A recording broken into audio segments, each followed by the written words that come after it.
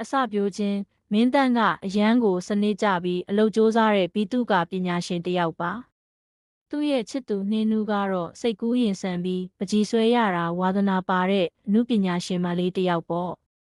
သူတို့နှစ်ယောက်ချစ်သူတက်တန်း3နှစ်ရှိပြီဖြစ်ပေမဲ့မတူညီတဲ့လူနေမှုပုံစံတွေကြောင့်မကြာခဏဆိုသလိုစကားများရတတ်ပါတယ်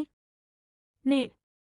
ပရိပခတနေ့မှာမင်းတန်းကအလုပ်တွေအရမ်းများပြီးစိတ်ဖိစီးနေချိန်မှာနှင်းနူးကသူတို့ရဲ့နှစ်ပတ်လည်နေ့အတွက်ခရီးသွားဖို့စိတ်လှုပ်ရှားစွာနဲ့လာပြောပါတယ်မင်းတန်း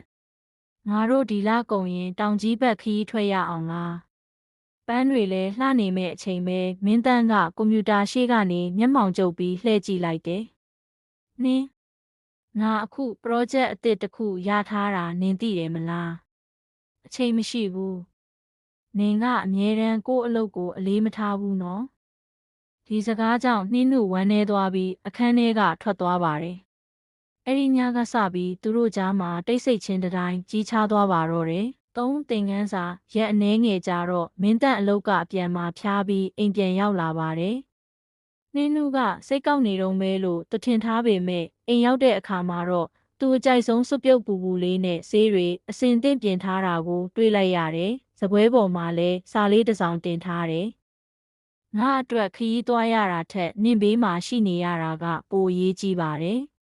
ဒါပေမဲ့နင့်ရဲ့အောင်မြင်မှုတွေကြားမှာငါ့ကိုလည်းနေရာလေးတစ်ခုတော့ပေးစေချင်တယ်မင်းတက်နားလေသွားပါတယ်သူကရှေ့ရေးအတွက်ပဲအပြေးလွှားစူးစမ်းနေရင်းနဲ့လက်ရှိဘေးနားမှာရှိတဲ့တန်ဖိုးရှိတဲ့သူကိုဂရုစိုက်ဖို့မေ့နေခဲ့တာပါလေ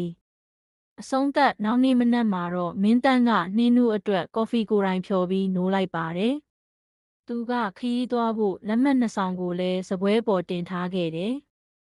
ခရီးကအခုချက်ချင်းမသွားနိုင်သေးပေမဲ့နောက်လာထဲမှာငါအချိန်တွေအားလုံးကိုနင့်အတွက်ပဲပေးပါမယ်လို့ကတိပေးလိုက်တဲ့အခါမှာတော့သူတို့နှစ်ယောက်ကြားကအေးဆက်မှုတွေဟာကော်ဖီပူပူလေးထဲမှာအရေးပျော်သွားပါတော့တယ်ဒီဇလန်ရဲ့ဆိုလိုရင်း moral relationship တစ်ခုခိုင်မြဲဖို့ဆိုတာစံပြလူသားတွေဖြစ်ဖို့မလိုပါဘူးတယောက်ရဲ့လိုအပ်ချက်ကိုတယောက်ကဖြည့်ဆည်းပေးဖို့နဲ့နားထောင်ပေးခြင်းဆိုတဲ့အရေးချင်းရှိဖို့ပဲလိုအပ်တာပါ